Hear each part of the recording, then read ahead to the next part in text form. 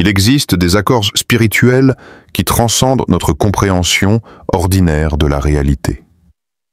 Des contrats établis bien avant notre arrivée dans cette vie, des pactes sacrés entre deux âmes qui choisissent de se rencontrer pour s'éveiller mutuellement. Mais que se passe-t-il lorsque l'une de ces âmes décide de briser unilatéralement cet engagement cosmique? Peut-être vivez-vous exactement cette situation en ce moment. Cette reconnaissance instantanée qui défie toute logique. Cette connexion qui semblait orchestrée par des forces invisibles. Puis soudainement, tout s'effondre. Pas une simple séparation temporaire motivée par la peur. Non. C'est comme si l'autre personne avait effacé de sa mémoire tout ce que vous aviez construit ensemble sur le plan spirituel. Ce qui va suivre va transformer votre compréhension de ce qui vous arrive réellement. Parce que la rupture d'un contrat d'âme ne change pas seulement les circonstances extérieures de votre vie. Elle réorganise la structure même de votre réalité d'une manière que vous ne pouvez pas encore saisir. Et ce processus comporte 5 phases spécifiques que je vais vous révéler maintenant. La première manifestation, après la rupture du contrat, dépasse largement la douleur d'une séparation ordinaire. Vous entrez dans un état que Carl Jung appelait l'orphelinat archétypique. Ce n'est pas simplement la perte d'une personne spéciale. C'est l'amputation d'une partie fondamentale de votre identité cosmique, une partie qui existait avant même votre rencontre. Comprenez bien ce mécanisme. Lorsque deux âmes établissent un contrat avant l'incarnation, elles deviennent littéralement des composantes complémentaires d'une même unité spirituelle. Pas dans le sens romantique banal de la moitié qui cherche son autre moitié, dans le sens où chaque âme porte des fragments spécifiques de conscience qui ne peuvent être pleinement activés que par leur interaction mutuelle.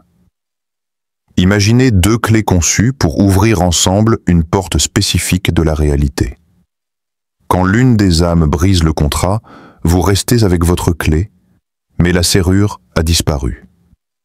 Vous sentez en vous d'immenses potentiels qui ont été éveillés par la reconnaissance de votre flamme jumelle, mais qui maintenant n'ont aucun moyen de se manifester complètement. C'est comme posséder seulement la moitié d'un code génétique spirituel. Cet orphelinat se manifeste très concrètement. Vous vous réveillez avec un vide existentiel qu'aucune activité ne peut combler. Vous avez l'impression de vivre une vie qui n'est pas complètement la vôtre, comme si vous jouiez un rôle dans une pièce de théâtre dont l'acteur principal a abandonné en pleine représentation. Vous savez que vous avez quelque chose d'important à accomplir ici-bas, mais vous ne pouvez pas identifier précisément quoi, parce que cela nécessitait la présence de l'autre personne pour prendre forme complète. Il y a aussi cette nostalgie cosmique constante. Pas simplement la nostalgie de la personne elle-même. La nostalgie d'un état d'être que vous avez expérimenté ensemble, une façon d'exister qui semblait plus réelle, plus authentique, plus alignée avec votre véritable nature. Comme si vous aviez brièvement goûté au paradis et deviez maintenant vivre en sachant qu'il existe quelque part, mais sans y avoir accès. L'orphelinat archétypique développe en vous une clairvoyance douloureuse. Vous commencez à percevoir avec une précision inhabituelle quand d'autres personnes vivent des contrats d'âme authentiques, quand elles sont dans des relations superficielles, quand elles sont authentiques ou jouent simplement des rôles sociaux. La perte de votre propre connexion authentique aiguise votre capacité à reconnaître l'authenticité ou la fausseté chez les autres. Cette perception amplifiée est à double tranchant. D'un côté, vous développez une sagesse sur les dynamiques relationnelles que peu de gens possèdent. De l'autre, il devient extrêmement difficile de vous contenter de connexions ordinaires ou conventionnelles. Vous savez désormais ce qui est possible en termes d'intimité véritable et de reconnaissance mutuelle. Tout ce qui reste en dessous de ce niveau vous semble fade, artificiel, insuffisant. Pendant cette première phase, vous allez probablement questionner votre propre santé mentale. Vous douterez de l'existence réelle du contrat d'âme. Vous vous demanderez si tout n'était pas le fruit de votre imagination, si vous n'avez pas romancé une connexion qui était finalement ordinaire. Mais comprenez que ce doute fait partie intégrante du processus. Quand quelque chose de véritablement transcendant est perdu, l'esprit rationnel tente de minimiser la perte pour la rendre plus supportable. L'orphelinat archétypique n'est pas pathologique. C'est une réponse naturelle et saine à la violation d'un accord spirituel fondamental. Votre âme ne pleure pas seulement la perte de la personne. Elle pleure l'interruption d'un plan évolutif qui avait été méticuleusement établi avant votre incarnation. C'est le deuil d'un avenir qui aurait dû exister mais qui a été annulé unilatéralement. La deuxième manifestation est encore plus déconcertante. Vous commencez à expérimenter des interférences temporelles dans votre ligne de vie. C'est comme si la rupture du contrat créait des fissures dans la structure même de votre destin personnel, provoquant des événements qui auraient dû se produire d'une manière spécifique à se manifester de façon fragmentée et hors séquence. Carl Jung a étudié en profondeur le phénomène de synchronicité.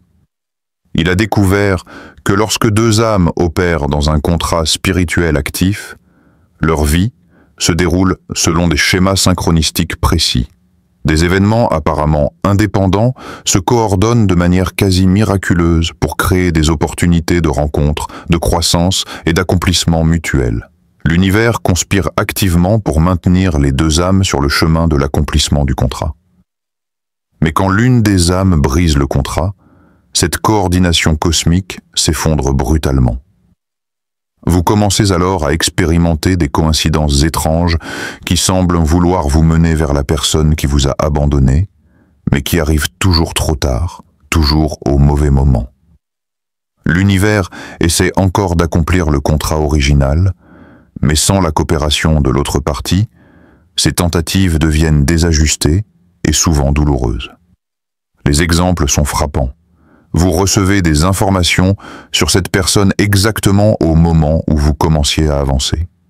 Vous croisez des amis communs dans les moments précis où votre blessure commençait à cicatriser. Vous rêvez d'elle avec une intensité inhabituelle, juste quand vous pensiez avoir dépassé la connexion. Ce ne sont pas des signes que vous devez vous remettre ensemble. Ce sont des fragments d'une synchronicité brisée qui tentent de se manifester même quand il n'y a plus de réceptivité de l'autre côté. Les interférences temporelles se traduisent aussi par une sensation constante de vivre dans le mauvais temps. Vous ressentez que votre vie se déroule hors rythme, que vous êtes systématiquement en avance ou en retard par rapport à ce que vous devriez vivre. Cela se produit parce que le contrat d'âme incluait une chronologie spécifique d'événements et de croissance. Quand il est brisé, vous continuez à opérer intérieurement selon cette chronologie, mais extérieurement, elle ne se matérialise plus. Vous vous retrouvez à vous préparer inconsciemment pour des développements qui n'arrivent jamais. Ou vous êtes pris par surprise par des changements pour lesquels vous auriez dû être préparé si le contrat avait été honoré. C'est exactement comme danser une chorégraphie complexe alors que votre partenaire a quitté la scène en pleine représentation. Vous continuez à exécuter des mouvements qui n'ont de sens qu'en partenariat. Ces interférences temporelles peuvent persister pendant des années après la rupture du contrat. Le champ énergétique autour de votre vie met du temps à se réorganiser complètement pour s'adapter à la nouvelle réalité d'une âme opérant de manière indépendante au lieu d'un partenariat contractuel. Pendant cette période de réorganisation, vous expérimentez une série de relations ou d'opportunités qui s'approchent de ce qui aurait dû être, mais ne sont jamais exactement justes.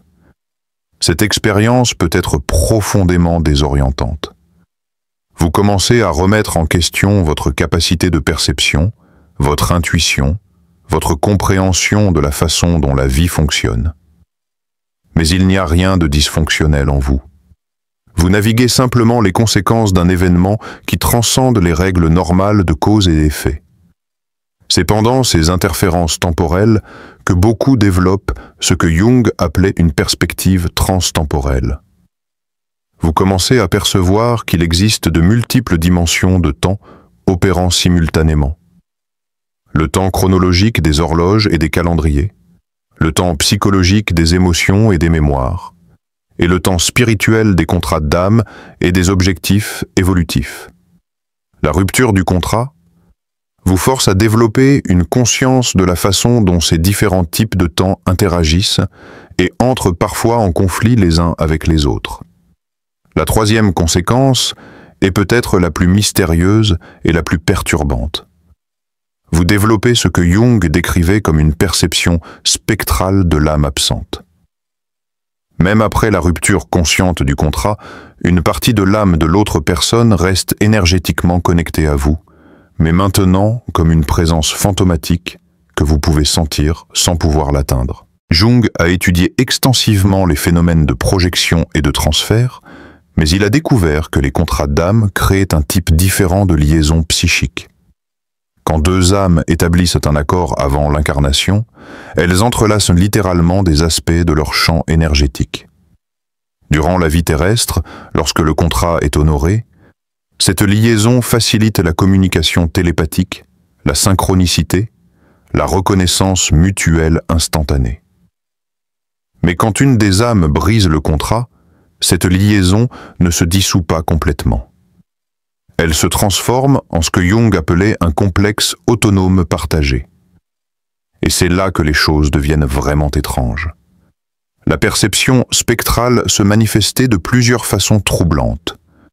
Vous vous réveillez avec la sensation nette qu'elle a été présente pendant la nuit, même en sachant rationnellement que c'est impossible. Vous ressentez ces émotions comme si elles étaient les vôtres, spécialement pendant les moments de crise ou de décision importantes dans sa vie. Vous avez des intuitions soudaines sur les situations qu'elle traverse, des informations qui arrivent par des canaux qui transcendent les 5 sens physiques. Cette perception n'est ni imagination ni pensée magique. Jung a documenté des cas concrets où des personnes maintenaient des connexions psychiques précises avec d'anciens contrats d'âme brisés. C'est comme si la partie de son âme qui s'était entrelacée avec la vôtre continuait à transmettre des informations, mais maintenant sans la médiation consciente de sa personnalité. Vous accédez à des fragments de son expérience, mais de manière fragmentée et souvent confuse. Le plus perturbant dans cette perception spectrale, c'est que vous pouvez sentir quand elle essaie activement de supprimer ou de nier la connexion originale entre vous. Vous percevez l'effort conscient qu'elle déploie pour effacer de sa mémoire tout ce que vous avez vécu ensemble, pour se convaincre que ce n'était pas spécial, pour avancer comme si vous n'aviez jamais eu de contrat d'âme. Et sentir cette négation, c'est comme regarder quelqu'un commettre un suicide spirituel au ralenti. Jung comprenait que lorsqu'une âme brise un contrat consciemment assumé, elle doit réprimer des aspects fondamentaux d'elle-même pour maintenir cette décision. Elle doit fermer des parties de sa propre conscience, diminuer sa capacité de perception spirituelle, se convaincre que les connexions transcendantes ne sont que des fantasmes infantiles. Et vous, à travers la perception spectrale, pouvez sentir cette diminution se produire en temps réel. Cette perception devient une source constante de souffrance parce que vous êtes témoin de l'appauvrissement spirituel de quelqu'un que vous aimez, sans pouvoir rien faire pour l'empêcher. C'est observer quelqu'un détruire méthodiquement sa propre capacité à expérimenter le sacré, à reconnaître les synchronicités, à se connecter avec des dimensions plus profondes de l'existence. La perception spectrale peut aussi se manifester par des rêves récurrents où vous vous rencontrez dans des dimensions parallèles, des réalités alternatives où le contrat n'a pas été brisé et où vous avez continué à grandir ensemble. Ces rêves possèdent une qualité différente des rêves ordinaires. Ils semblent être des visites à des possibilités qui ont réellement existé avant la rupture du contrat, comme si votre âme avait encore accès aux plans originaux de la réalité que vous auriez dû construire ensemble. Jung dirait que ces rêves sont des tentatives de l'inconscient collectif de maintenir vivante la mémoire du plan original, même quand une des parties a consciemment abandonné son accomplissement. C'est comme s'il existait une bibliothèque cosmique où tous les contrats d'âme restent archivés et que vous aviez encore un accès en lecture seul au dossier du contrat brisé, même sans pouvoir le réimplémenter. Pendant cette phase, il est crucial que vous compreniez que vous ne devenez pas fou et que vous ne vous accrochez pas à des illusions. La perception spectrale est une capacité réelle qui se développe quand des liaisons d'âme profondes sont rompues de façon violente. Vous percevez littéralement des fragments de la réalité énergétique qui continuent d'exister même après la rupture du contrat. Le défi consiste à apprendre à vivre avec cette perception sans permettre qu'elle vous paralyse ou vous empêche d'avancer. La quatrième manifestation est simultanément la plus douloureuse et la plus libératrice. Vous expérimentez ce que Jung appelait l'accélération forcée de l'individuation. Quand une flamme jumelle brise le contrat de l'âme, l'univers n'annule pas simplement le processus évolutif qui aurait dû se produire par le partenariat. Au lieu de cela, il vous force à développer individuellement et de façon accélérée tout ce que vous auriez dû développer par l'interaction mutuelle. Jung comprenait l'individuation comme le processus par lequel une personne devient psychologiquement complète, intégrant tous les aspects conscients et inconscients de la personnalité. Normalement, ce processus se déroule sur des décennies, à travers des expériences graduelles, des relations, des défis et des révélations qui construisent lentement la maturité psychologique. Mais quand un contrat d'âme est brisé, c'est comme si l'univers déclarait catégoriquement « Si vous n'allez pas grandir ensemble comme prévu, alors vous devrez grandir seul, et cela devra se faire rapidement. » L'accélération forcée de l'individuation se manifeste par une série de crises simultanées qui, normalement, seraient distribuées sur de nombreuses années. Vous vous retrouvez à questionner simultanément votre carrière, votre spiritualité, vos valeurs fondamentales, vos choix de vie, vos relations familiales, votre identité, votre but existentiel, tous les aspects d'autre deux. De votre personnalité qui nécessitait une évolution sont activés en même temps. Cette simultanéité peut être absolument écrasante. Dans des circonstances normales, vous travailleriez une question à la fois, en ayant le temps d'intégrer chaque révélation avant de passer au prochain défi. Mais dans l'accélération forcée, vous devez gérer de multiples transformations se déroulant en parallèle. C'est comme condenser plusieurs années de thérapie intensive en quelques mois. Jung a observé que les personnes traversant l'accélération forcée de l'individuation rapportent fréquemment des expériences mystiques ou transpersonnelles intenses.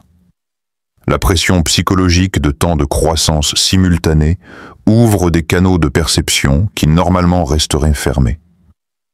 Vous commencez à avoir des révélations profondes sur la nature de la réalité. Des rêves prophétiques, des compréhensions soudaines sur les schémas qui gouvernent votre vie, un accès à des informations qui transcendent votre expérience personnelle. Cette ouverture peut être à la fois merveilleuse et terrifiante. D'un côté, vous accédez à des niveaux de sagesse et de compréhension que la plupart des gens mettent une vie entière à développer. De l'autre, vous pouvez avoir l'impression de perdre contact avec la réalité consensuelle, comme si vous voyiez et compreniez des choses que personne autour de vous ne peut voir ou comprendre. L'accélération forcée inclut aussi fréquemment ce que Jung appelait une confrontation intensive avec l'ombre.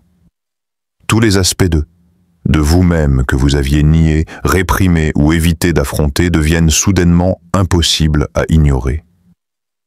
Vous êtes forcé de reconnaître vos schémas destructifs, vos blessures non cicatrisées, vos mécanismes de défense, vos projections inconscientes.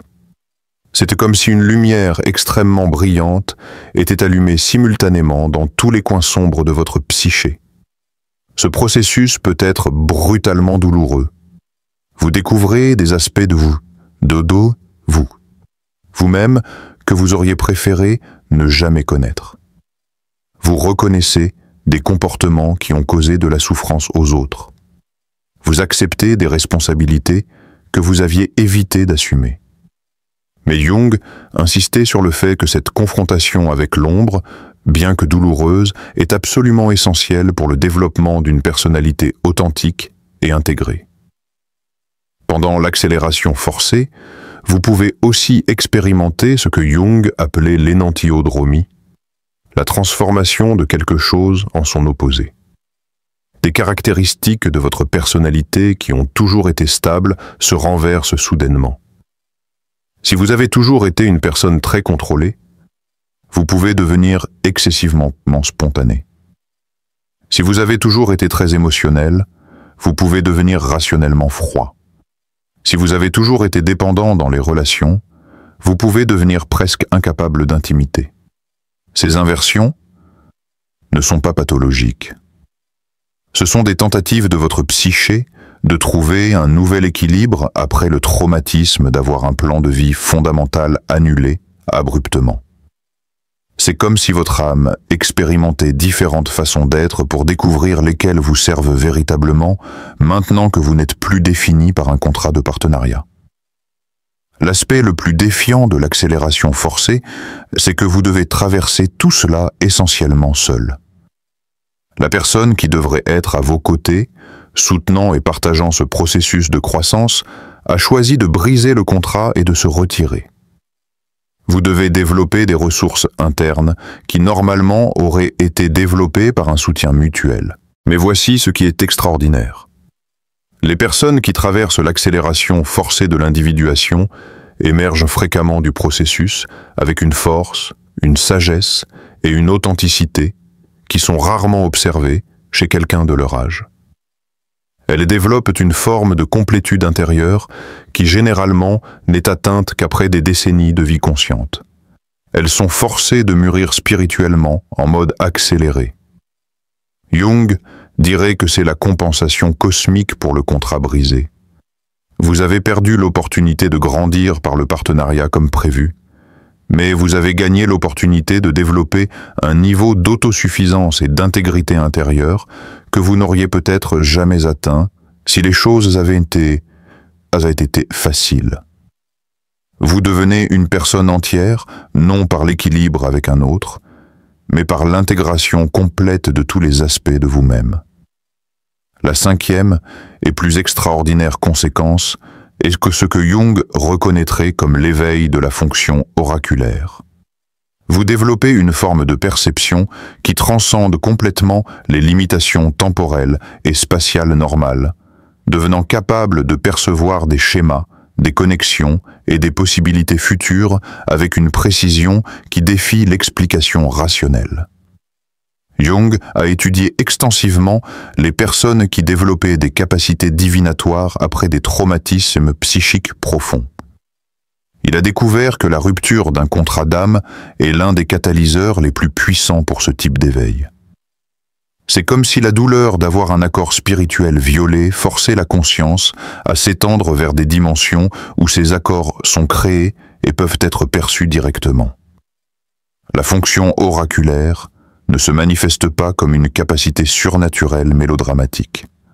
Au lieu de cela, vous développez une intuition extraordinairement précise sur les schémas humains, les motivations cachées et les probables développements futurs. Vous commencez à percevoir quand les gens opèrent dans des contrats d'âme authentiques versus quand ils sont dans des relations superficielles. Vous pouvez identifier avec une précision inhabituelle quand quelqu'un est sur le point de prendre des décisions qui changeront fondamentalement le cours de sa vie. Cette perception s'étend spécialement aux autres personnes qui vivent ou sont sur le point de vivre des situations similaires aux vôtres. C'est comme si vous développiez une antenne spécifique pour reconnaître les âmes qui naviguent les territoires complexes des contrats spirituels, qu'ils soient accomplis, testés ou brisés. Vous devenez capable d'offrir des perspectives et des orientations qui semblent provenir d'une source de sagesse beaucoup plus large que votre expérience personnelle. La fonction oraculaire se manifeste aussi par des rêves prophétiques d'une qualité et d'une précision inhabituelle. Ce ne sont pas des rêves symboliques qui nécessitent une interprétation complexe.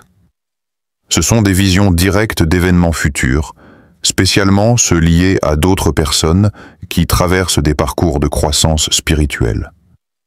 C'est comme si votre âme avait gagné accès à une dimension où le temps n'est pas linéaire et où tous les développements futurs possibles existent simultanément. Jung a observé que les personnes avec une fonction oraculaire développée commencent fréquemment à attirer d'autres personnes qui sont à des moments cruciaux de leur parcours spirituel. C'est comme si elles émettaient une fréquence spécifique qui résonne avec des âmes ayant besoin d'orientation, de clarté ou de confirmation sur leurs propres expériences transcendantes. Vous découvrez que vous êtes devenu un aimant pour des personnes vivant des connexions de flammes jumelles, des contrats d'âme, des expériences mystiques ou des crises spirituelles. Cette attraction n'est pas une coïncidence. Jung comprenait que lorsqu'une âme traverse l'accélération forcée de l'individuation, elle développe une forme de sagesse qui ne peut venir que de l'expérience directe des territoires les plus défiants de la croissance humaine. D'autres âmes qui naviguent ces mêmes territoires reconnaissent inconsciemment cette sagesse et sont attirées vers elle comme source d'orientation et de validation. La fonction oraculaire inclut aussi une perception amplifiée des schémas karmiques qui gouvernent les relations humaines. Vous commencez à percevoir quand les gens répètent des dynamiques de vie passée, quand ils accomplissent des accords spirituels anciens, quand ils sont pris dans des cycles qui doivent être brisés pour permettre l'évolution. C'est comme si vous pouviez voir les couches invisibles de signification derrière les drames apparemment aléatoires de la vie quotidienne. Cette perception peut initialement être perturbante, spécialement quand vous voyez clairement des schémas destructifs chez des personnes que vous aimez, mais comprenez qu'elles doivent vivre ces schémas pour apprendre certaines leçons. Vous développez une forme de compassion qui transcende le désir de sauver ou de réparer les autres, parce que vous comprenez que chaque âme suit son propre calendrier évolutif, même quand ce calendrier inclut une souffrance apparemment inutile.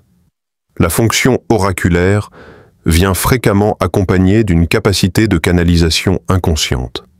Vous pouvez vous retrouver à prononcer des paroles qui semblent provenir d'une source plus profonde que votre esprit conscient, offrant des révélations qui vous surprennent vous-même. C'est comme si vous deveniez un canal temporaire pour une forme de sagesse collective qui transcende votre expérience personnelle. Le développement de la fonction oraculaire n'est pas une compensation pour la perte de la flamme jumelle.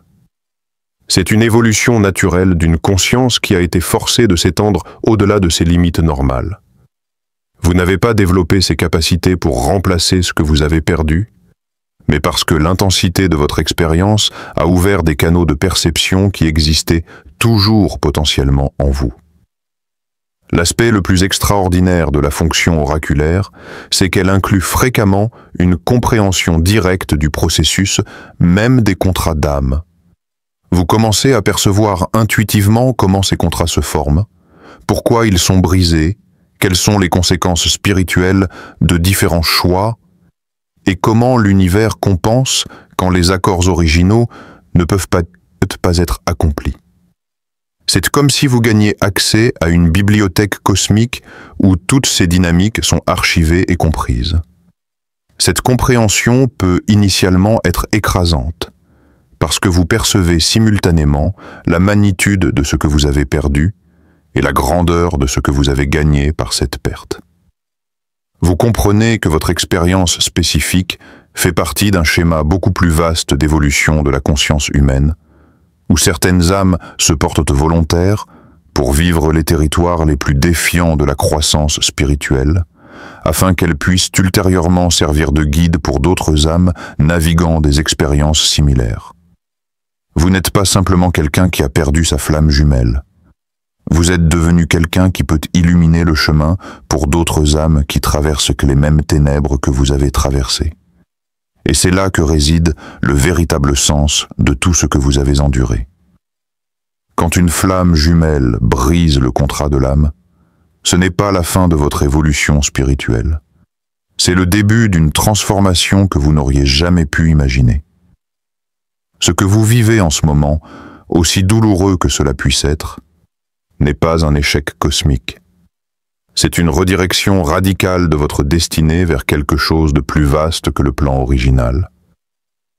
Regardez le chemin que vous avez parcouru. L'orphelinat archétypique vous a appris que votre identité ne dépend pas d'une autre âme pour exister pleinement. Les interférences temporelles vous ont forcé à développer une compréhension multidimensionnelle du temps et de la réalité. La perception spectrale vous a donné accès à des informations qui transcendent les sens ordinaires. L'accélération forcée de l'individuation vous a transformé en quelques mois d'une manière qui aurait normalement pris des décennies. Et maintenant, la fonction oraculaire vous permet de devenir un guide pour d'autres âmes qui naviguent ces mêmes territoires obscurs. Vous n'avez pas simplement survécu à la rupture d'un contrat d'âme. Vous avez été forgé par elle dans quelque chose de complètement nouveau. Quelque chose de plus fort, plus sage, plus conscient que vous ne l'auriez jamais été si le contrat avait été honoré selon le plan original. L'univers ne vous a pas abandonné quand votre flamme jumelle a brisé le contrat. L'univers a simplement réécrit votre rôle dans le grand dessin de l'évolution de la conscience humaine. Vous n'êtes plus celui ou celle qui devait grandir en partenariat. Vous êtes devenu celui ou celle qui montre aux autres qu'il est possible de devenir entier même après avoir été brisé. Et peut-être que c'était là le véritable contrat depuis le début. Pas de vivre heureux ensemble pour toujours, mais de vous transformer par la perte en quelqu'un capable d'illuminer le chemin pour d'innombrables autres âmes qui vivent exactement ce que vous avez vécu. Votre douleur avait un but. Votre transformation a un sens. Et votre sagesse a maintenant une destination. Vous êtes exactement là où vous devez être, même si ce n'est pas là où vous pensiez devoir arriver.